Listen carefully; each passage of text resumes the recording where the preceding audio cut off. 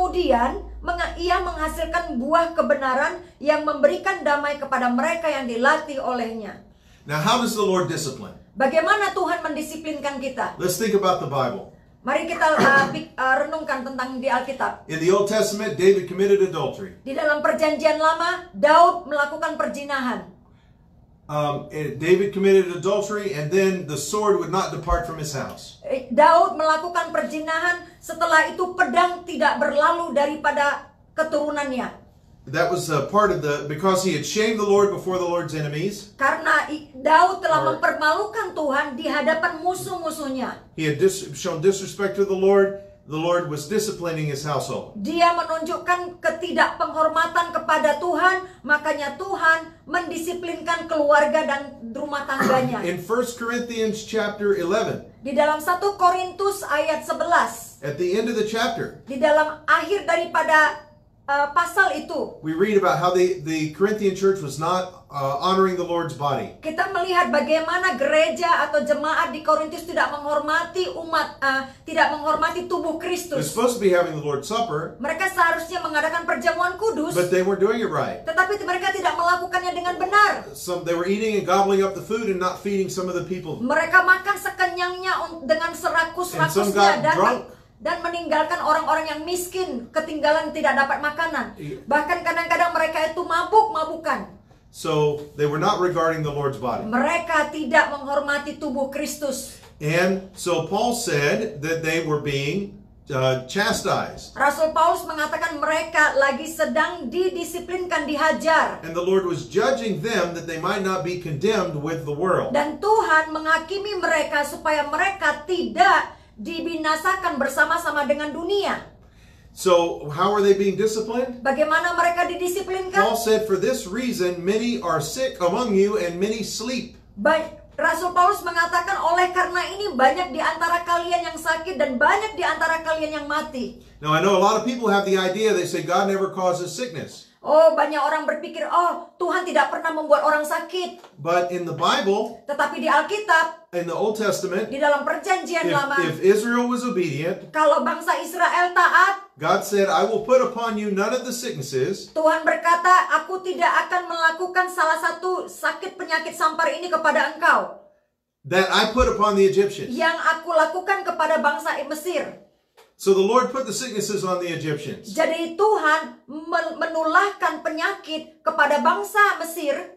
And he would do all kinds of things to them if they broke the law. Dan kepada If they broke the covenant. To Israel, he'd do all kinds of bad things to Israel if they broke the covenant. Dan Tuhan akan melakukan sesuatu yang buruk kepada bangsa Israel kalau mereka melanggar perjanjian dengan Tuhan. And then we read about the pestilences and the things in the desert that when Israel fell into sin. Dan kita lihat bagaimana Tuhan mencurahkan pembinasaan dengan berbagai macam penyakit ketika mereka di padang gurun keluar dari Mesir.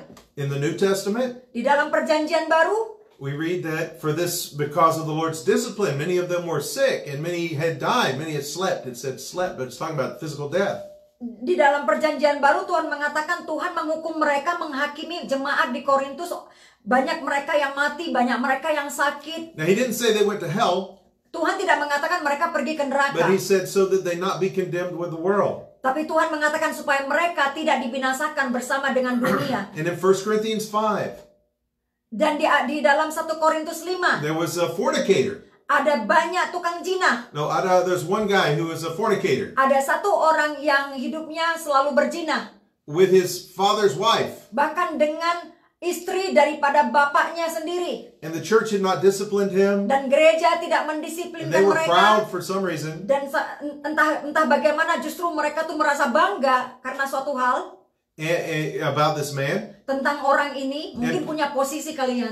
I don't know. Paul told them to deliver the man over to Satan for the destruction of the flesh. Rasul Paulus mengatakan mereka harus melepaskan dia kepada setan supaya tubuhnya supaya tubuhnya dibinasakan dan so that his spirit might be saved in the day of the Lord Jesus. Supaya rohnya diselamatkan pada hari kedatangan Tuhan Yesus. Or in the day of the Lord Jesus. Pada hari Tuhan Yesus. Okay, yeah. So he also said not to keep company with such a man.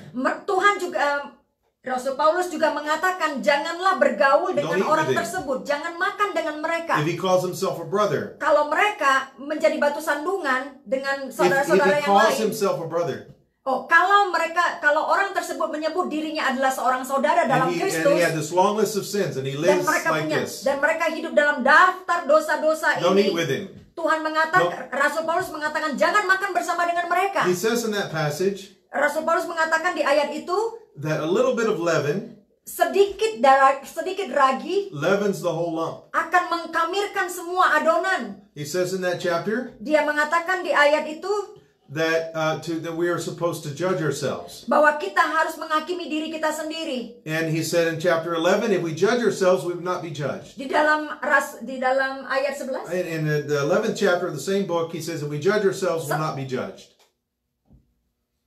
Dalam pasal 11, Rasul Paulus katakan kalau kita menghakimi kita sendiri, kita tidak akan dihakimi. So, either we judge ourselves or the Lord judges us. Jadi kita harus pilih, kita mau menghakimi diri kita sendiri dulu, atau kita mau dihakimi oleh Tuhan. And we have to judge within the congregation, or the Lord judges the congregation. Apakah kita mau saling menghakimi satu dengan yang lain di dalam gereja Tuhan, atau kita mau Tuhan sendiri yang menghakimi kita? And if we don't do it, the Lord does it. Kalau kita tidak menghakimi sesama kita dengan firman Tuhan, maka Tuhan sendiri akan turun tangan dan menghakimi jemaatnya. So if the congregation was doing the Lord's Supper wrong, and then they judge and they fix it, then the Lord doesn't have to discipline. Jadi kalau jemaat sudah melakukan sesuatu yang salah dalam perjamuan kudus dan mereka saling menghakimi sesama mereka, maka kita bisa menghindari penghakiman Tuhan untuk datang kepada jemaat tersebut. And if they expelled the man who was sleeping with the stepmother, then they didn't have to come under the judgment of the Kalau Lord. seandainya saja jemaat itu mengusir orang yang seorang penjina yang tidur dengan istri ayahnya, maka Tuhan tidak akan menghakimi jemaat tersebut. Now in my country, di dalam negeri saya, we have a saying. Kita ada suatu pepatah. Mind your own business. Urusilah urusanmu sendiri. And then if someone asks a question you don't want to answer, you say none of your business. That's kind of rude, but you can say none of your business. Kalau seseorang mengatakan sesuatu kepada saudara, saudara bisa bilang urusinlah dirimu sendiri. I say no, it's what you asked me about is none of your business. That's my business, not your business. None of your business. Oh, itu bukan urusanmu, ini urusanku. Yeah, so there's this mindset that people have. Ada pola pikir yang orang memiliki pola pikir yang My life is my life. Hidup saya adalah hidup saya, hidupmu adalah hidupmu. Now, Jangan in ikut campur. Indonesia's collectivist, your uncle's always telling you what to do, your dad's telling you what to do all the time. Kalau di Indonesia kebalikannya, itu di Indonesia lebih bersifat kekeluargaan. Jadi siapa saja ikut turun campur tangan di dalam masalah tersebut, baik itu paman-paman, tante-tante, amang boru, tante, tulang, opung, ya semuanya. She had a lot more relatives than I said. Dia banyak sekali keluarga. Nama kata keluarga daripada saya bilang. Okay, dalam bahasa Inggris. Okay, so So he says here in verse 12 and Hebrews 12 again, Hebrews 12. Di Ibrani 12, di ayat 12, therefore strengthen your tired hands and your weakened knees. Sebab itu kuatkanlah tangan yang lemah dan lutut yang goyah. And make straight paths for your feet. Dan luruskanlah jalan bagi kakimu. So that what is lame may not be dislocated but healed. Sehingga yang pincang jangan terpelecok tetapi menjadi sembuh. Okay, so now, I think this is probably talking about parts of the body of Christ. Saya percaya bahwa ini berbicara tentang tubuh Kristus. There are people in the body of Christ Ada orang-orang di dalam tubuh Kristus who itu might fall into sin. yang jatuh dalam dosa. Now, if you look in the book of Hebrews in chapter 3, verse 13, Kalau saudara lihat di Ibrani 3 ayat 13, it says, tetapi nasihatilah seorang, Ibrani 3 ayat 13 berkata, tetapi nasihatilah seorang akan yang lain setiap hari, selagi masih dapat dikatakan hari ini, supaya jangan ada di antara kamu yang menjadi tegar hatinya karena tipu daya dosa. Haleluya. Yeah, so we're supposed to exhort each other. Kita mesti saling menasehati satu dengan yang lain. It shows up in chapter 10. Itu dikatakan di ayat 10. No, chapter 10, verse 25. Exhort one another. Dikatakan di Ibrani 10 ayat 5, dikatakan 25. ayat 25. Jangan Ibrani 10 ayat 25. Sebentar ya, ayat 20. Ibrani 10 ayat 25. Janganlah kita menjauhkan diri dari pertemuan-pertemuan ibadah kita, seperti dibiasakan oleh beberapa orang. Tetapi marilah kita saling menasihati dan semakin giat melakukannya menjelang hari Tuhan yang mendekat. Amin. And then the next verse is a warning against sin. Dan ayat selanjutnya itu mengatakan peringatan tentang dosa. Okay, so we're supposed to exhort one another so we don't sin. Jadi kita mesti saling menasihati satu dengan yang lain supaya kita jangan berdosa. So in Hebrews chapter 12 again, Di Ibrani 12 kembali, you're supposed to strengthen people who are tired, who are feeble, kita harus menguatkan orang yang capek, orang Strengthen yang yourself. lemah. Kuatkan dirimu, and strengthen other people. kuatkan orang lain. Now let's read again verse 14. We're going to keep reading. 14 and 15. Verse 12. Oke, mari kita baca lagi Ibrani 12 ayat 14.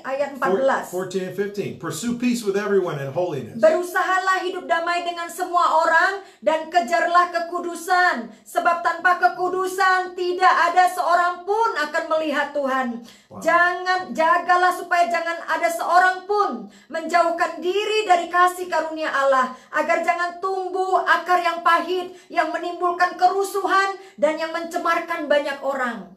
Okay, so this is talking about we need to be at peace. We need to be at peace in our fellowship with one another, with other Christians. Ini berbicara tentang kita harus memiliki hubungan yang baik dengan sesama orang Kristen And other people. dan orang lain. And we need to live holy Dan kita mesti hidup kudus so we can see the Lord. supaya kita bisa melihat Tuhan. But we're also supposed to, the King James says, to look diligently. Kitab The Yakub English translation says, Di- look diligently. di dalam kitab Looking Wahyu good. dikatakan perhatikanlah dengan baik-baik. Dalam bahasa Inggris, in verse 15. Di ayat 15 dikatakan jagalah supaya jangan ada seorang pun menjauhkan diri dari kasih karunia Allah. So we're supposed to be looking out. Jadi kita mesti mengawasi satu dengan yang lain. Is there anybody in this congregation kind of weak? Apakah ada di antara jemaat ini yang lemah? Is anybody falling into sin? Apakah ada di antara jemaat ini yang jatuh dalam dosa? You go encourage that Dan person. kita harus menguatkan orang tersebut supaya dia bertobat dari And dosanya. you know what? If somebody has a sin in their life, Kalau ada seseorang yang jatuh dalam they're dosanya coming to church, fellowshipping with us, eating with us, partaking of the Lord's Supper with us. dan mereka datang bersama dengan kita, dia dia hidup dalam dosa setiap hari, tapi dia datang dalam perjamuan kita, bergabung dengan perjamuan kudus, datang ke gereja, menyembah bersama dengan kita. Now the Corinthians says a little bit of leaven leavens the whole lump. Di dalam 1 Korintus dikatakan sedikit ragi mengkamirkan The seluruh lump is the church, the congregation. seluruh adonan, dan adonan itu adalah gereja, No, tubuh adonan Kristus. is the bread. The bread. Yeah. Adonan. It's the tubuh Christus. So the sin can spread. Dosa itu bisa menyebar. Now here in Hebrews 15, Di dalam Ibrani 12 ayat 15 it says this can be a root of bitterness that springs up and defiles many people. itu dikatakan dosa itu dikatakan seperti akar yang pahit yang bisa menimbulkan kerusuhan And it defiles people. dan mencemarkan Not banyak just one orang. person, Nggak cuma satu orang but saja, other people. tapi orang lain juga di So sekitarnya. you having sin and bringing it into the congregation and living in sin doesn't just stay in you. Jadi kalau saudara-saudara punya dosa, saudara berkumpul di tengah-tengah tubuh Kristus, dosa itu tidak tinggal di dalam diri saudara saja. It's like COVID-19. Itu seperti COVID-19. Itu It dia can bisa infect other menyebar. people. Itu bisa menginfeksi orang lain. And then they'll be defiled Dan spiritually. mereka akan dicemarkan secara rohani. Not because of COVID-19, but because of sin. Bukan karena COVID-19, tapi karena Dosa. dosa. Yeah. So, and make sure Jadi that... virusnya begitu. Jadi kira-kira virusnya pengaruhnya seperti COVID-19. Cepat sekali menyebar gitu ya, Hani. Tapi saya nggak mau, I don't want to say bad things about people with COVID-19. I'm just making that clear. Tapi saya bukan bicara soal COVID-19. So, orang yang sakit, ya bukan mereka, tapi... Ya, maksudnya tipanya. bukan orang yang Ilustrasi. sakit COVID-19 maksud dia. Yeah. Tapi dosanya itu bisa menyebar seperti COVID-19. Amen. Yeah. Haleluya. So, and make sure that there isn't any immoral or irreverent person like Esau who sold his birthright in exchange Di for ayat one meal. 16 dikatakan, janganlah ada orang yang menjadi cabul atau yang mempunyai nafsu yang rendah seperti Esau yang menjual hak kesulungannya untuk sepiring makanan. Okay, so the fornicator is kind of like Esau. Jadi saudara-saudara, yang namanya dosa perzinahan itu hampir sama dengan seperti Esau. Okay, so think about what Esau did. Coba pikirkan apa yang dilakukan oleh Esau. Now, if we remember our Bible stories, Kalau kita ingat cerita Alkitab kita, Esau and Jacob were brothers. Esau dan Yakub mereka adalah bersaudara. And they were twins. Dan mereka kembar. Now, in the Jewish culture, if there were two brothers, and when the father died or when he divided his inheritance, they would split it 3 ways. Di dalam budaya Yahudi, kalau bapaknya meninggal, maka harta kekayaan bapaknya dibagi menjadi 3 bagian. If there were 2 sons. Kalau dia ada dua anak laki-laki. Now, if there were 12 sons, it'd be divided 13 ways. Kalau dia anaknya 13, maka akan dibagikan 13 pieces, 13 pieces. Akan dibagikan 13 bagian. Yeah, and the 2 pieces goes to the oldest son. Oke. Jadi anak yang paling besar, anak sulung akan mendapatkan 2 bagian. But there were only 2 sons. Tapi kalau mereka cuma dua anak laki-laki, and so there were 3 pieces. Maka akan dibagikan menjadi 3. That's a big piece for the oldest son. Yang paling besar itu ada 2 bagian. Yeah, the youngest son only gets the 1 piece. Yang paling kecil cuma dapat 1 bagian. Of all of the, the sheep and the gold dari and whatever semua the family had. ternak-ternak, hewan-hewan mereka yang menjadi inheritance atau kekayaan. Esau was a hairy man who liked to be outside and hunt. Esau adalah seorang laki-laki yang berbulu dan dia suka berburu di luar. And then Jacob had smooth skin and he liked to be in the tents. Yakub itu memiliki kulit yang halus seperti saya gitu ya. Oh yeah? Yeah. Aduh. Dibandingkan ini kira-kira seperti inilah. Jangan menunjukkan untuk cerita ini ya. Aku nggak mau jadi Esau. Apalagi untuk ini ya. Oke. Jadi dia bukan laki-laki, dia orang perempuan. Jadi ini halus gitu dia si Esau itu Yakub itu kulitnya halus, tidak berbulu, jadi dia suka tinggal di rumah. Jadi anak kesayangan ibunya gitu. Iya, dan lalu bapaknya suka Esau dan bapaknya suka Esau. Yeah, I didn't say that in Indonesian. But anyway, so Esau came back from hunting really hungry. Kembali ke rumah dengan keadaan yang sangat lapar sekali. And Jacob was cooking a pot of beans or lentils. Dan Yakub sedang memasak bubur yang sangat enak sekali. Bubur kacang merah.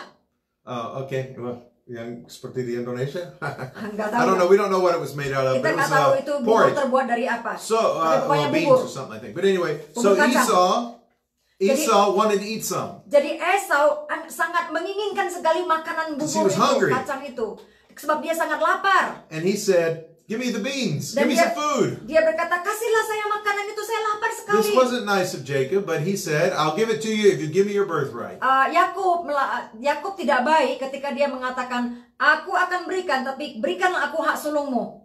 But Esau thought, "Well, if I don't eat, I'm going to die, so I'll give it to you." So Esau berpikir, "Well, kalau saya lapar, saya pasti akan mati. Oke, ambil aja itu hak sulung saya buat kamu." But that's a lot like a fornicator. Tapi sebenarnya itu sama halnya dengan dosa perzinahan. Because it's atau penjina. Percabulan. Atau percabulan. Perzinahan juga tapi percabulan. Because he wanted to satisfy the desires of his flesh. Sebab dia ingin memuaskan hawa nafsu kedagingannya. And he gave up something really big. Dan dia menyerahkan segala sesuatu yang sangat besar sekali. For something very small. Hanya untuk hal yang kecil. To satisfy a desire. Untuk memuaskan kedagingannya. Because he couldn't wait a little while. Sebab dia tidak mampu menanti sedikit lagi, sebentar saja. Yeah, or he felt like he wasn't able. Atau dia rasa dia tidak sanggup menanti untuk cari makanan yang benar gitu ya. Okay, so let's look at verse 17. Mari kita lihat di ayat 17. Go ahead. Sebab kamu tahu bahwa kemudian ketika ia hendak menerima berkat itu, ia ditolak. Sebab ia tidak beroleh kesempatan untuk memperbaiki kesalahannya. Sekalipun ia mencarinya dengan mencucurkan air mata. Now the English translation, this is a difficult passage to translate and interpret. Ini di dalam bahasa Inggris ini adalah... No, this is a difficult passage to translate and interpret. Ini adalah pasal yang sangat sulit untuk diterjemahkan atau ditranslate. Now, if I could translate, like in the English, it says, dalam bahasa Inggrisnya, kayaknya, dia nggak cari tempat untuk bertobat. Dan nggak jelas siapa yang tidak bisa cari tempat untuk bertobat, siapa yang tidak mau bertobat, dan ada banyak tafsiran yang lain, dan ada satu tafsiran yang dalam terjemahan bahasa Indonesia ini, But it could be that some people believe it was Isaac who wouldn't repent, who wouldn't change his mind. Isaac Or God. I mean, Isaac or Esau? Esau couldn't get. Remember when Isaac gave Jacob came to Isaac. Ingat ketika Yakub datang ke Isaac, ke Ishak, his father, ayahnya, who was blind. yang adalah buta. His mother had dressed him in animal furs. Ibunya sudah memakaikan dia dengan pakaiannya si Esau. And try to make him smell like Esau. Supaya dia juga seperti berbau Esau. Because she wanted Jacob to get the big inheritance. Sebab ibunya the blessing. Sebab ibunya si Rachel ya. Rahel. Rebecca. Ibunya Rebecca ingin supaya anaknya si Yakub itu yang mendapatkan harta atau buah sulung itu. The blessing. Hak sulung. The blessing. Berkat dari hak sulung. The blessing. Berkat. Okay, berkat. Okay, yeah. So now the blessing was a really big deal. Jadi pada waktu itu berkat itu sangat berharga sekali. Jacob got it. Dan Yakub mendapatkannya. And he became the patriarch. Dan dia menjadi bapak-bapak rohani. Of God's people. Daripada umat Tuhan. Of the father of the 12 tribes of Israel. Dia menjadi bapak daripada 12 suku bangsa Israel. The Messiah came through him. Dia Mesias datang melalui dia. His descendants were the covenant people. Keturunannya adalah keturunan yang memiliki perjanjian dengan Tuhan. So it was a big blessing. Jadi itu adalah harta, suatu berkat yang sangat besar sekali. But the author of Hebrews connects this blessing with. Tetapi penulis Ibrani menghubungkan berkat ini dengan Esau giving up his birthright. Esau menyerahkan hak sulungnya. He gave up the birthright. Dia menyerahkan hak sulungnya.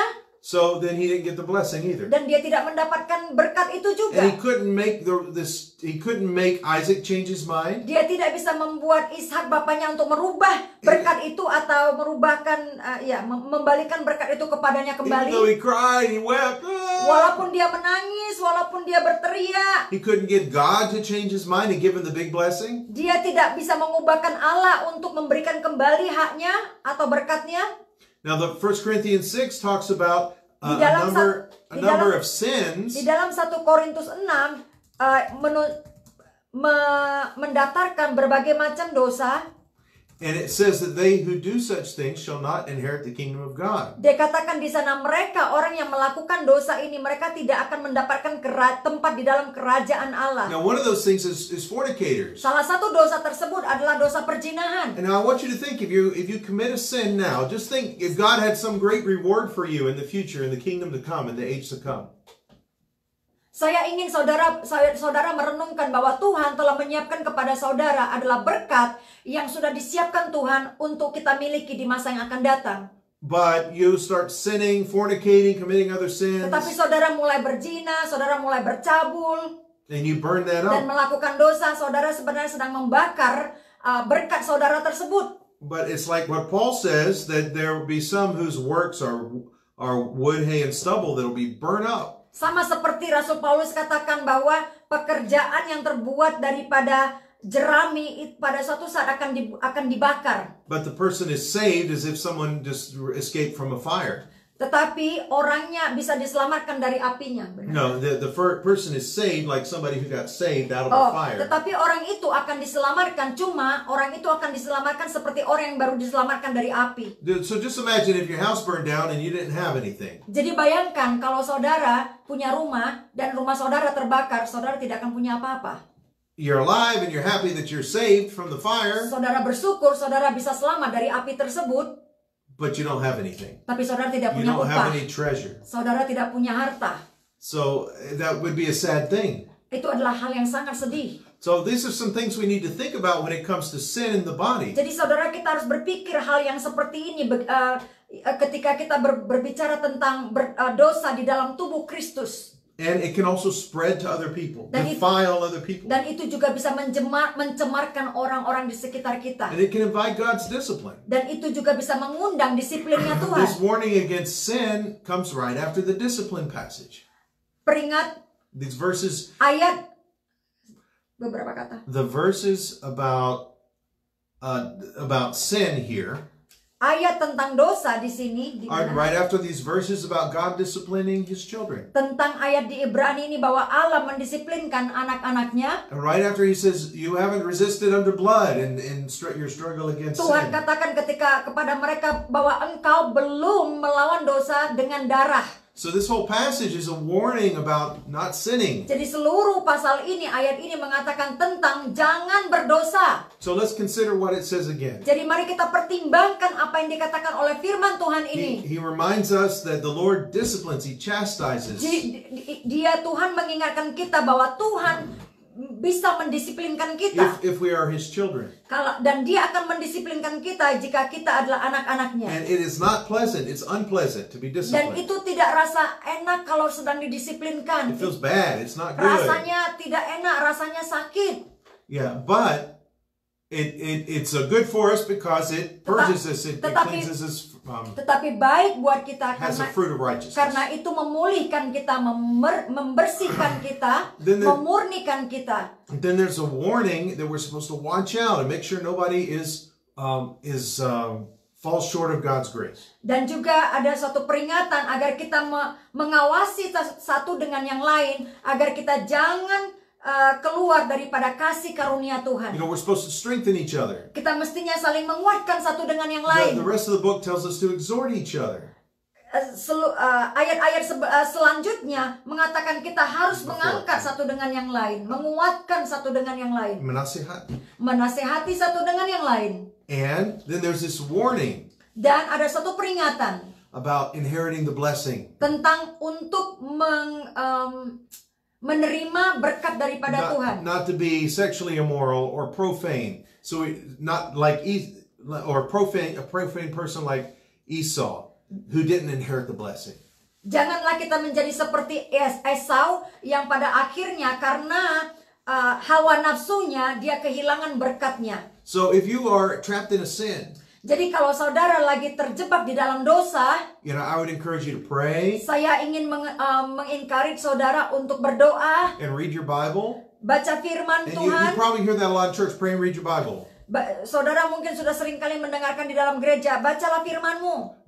And pray. Dan berdoa. But the Bible also says to confess your faults one to another and pray one for another that you may be healed. Tetapi Alkitab juga berkata, saling mengaku dosalah satu dengan yang lain, saling mengampunilah satu dengan yang lain supaya engkau dapat dipulihkan. So we can actually be encouraged, and it can help prevent us from sin if we encourage each other, if we spend time fellowshipping with each other and talking about the Word of God. Jadi ketika kita saling menguatkan satu dengan yang lain, saling mengaku dosa satu dengan yang lain, itu bisa menjaga kita untuk dari berbuat dosa. Now it might be hard for you if you're out of church right now. Mungkin sulit bagi saudara sekarang ini kalau saudara lagi because COVID-19 karena saudara lagi di luar gereja atau because of COVID-19. Yeah. Karena saudara sekarang ini tidak menghadiri gereja karena COVID-19. If you got a family and you're Christians, you can meet together. Tapi kalau saudara punya saudara-saudara sama-sama Kristen, saudara bisa bertemu bersama-sama. And the Bible tells the parents to teach their children the Word of God. Dan Alkitab berkata bahwa orang tua harus mengajar anak-anaknya firman Tuhan. And we're supposed to raise them in the knowledge and admonition of the Lord. Kita harus membesarkan mereka di dalam takut akan Tuhan. So we need to be doing that anyway. Jadi kita harus melakukannya. Now, for most of our married life, since my son was 2, we've been having family devotions. Selama kami menikah, sejak anak saya berusia 2 tahun, and kami mulai melakukan mesbah keluarga. Yeah, and so we pray together. Kami berdoa bersama-sama. We read the Bible together. Kami membaca firman Tuhan bersama-sama. I let the kids read and we read. Saya biarkan kadang-kadang anak-anak membaca firman Tuhan secara bergantian. And I offer they can ask questions or offer comments, and we'll teach, the parents will teach the kids. Kadang-kala saya menawarkan kepada anak-anak saya untuk bertanya. Or they'll comment. Atau mengkomentari minta pendapatnya. Yeah, and then we had our son lead a devotion. He had a really good thing to share a while back. So kadang-kadang saya meminta anak saya yang laki-laki untuk sharing dengan firman Tuhan. Yeah, so these are things that you can do in your household. You don't have to even if the COVID-19 lockdown, you can still do that. Walaupun ada terjadi COVID-19 dan kita semuanya di lockdown, tapi saudara-saudara bisa melakukannya di rumah bersama-sama dengan keluarga, anak-anak, satu dengan yang lain, saling menguatkan, saling berbagi firman Tuhan. And with the telephone and the internet, you can still exhort one another. Dengan telepon, dengan internet, kita masih bisa menguatkan satu dengan yang lain. Amin. Haleluya. So I'd encourage you to do that, and to we can still assemble together as a family. The Bible says, don't forsake to assemble yourselves together. You can still assemble as a family, even if the president or governor won't let you meet with a big group. Saudara